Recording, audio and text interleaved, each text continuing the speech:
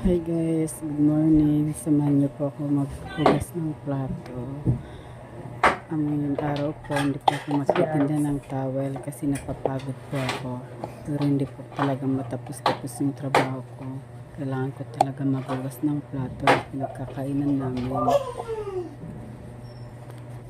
Tamahugas lang ako dyan. Pag napagod okay lang. Lumalabang pa rin sa buhay.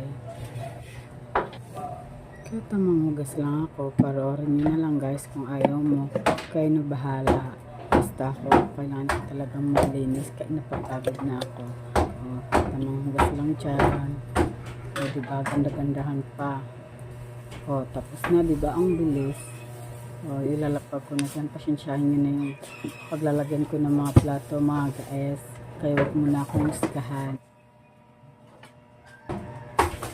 O, diba, sino pa dyan. Ilalapag ko na.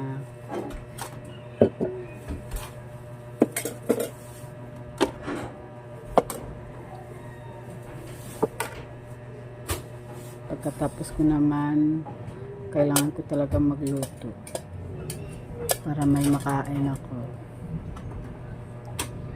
O, diba?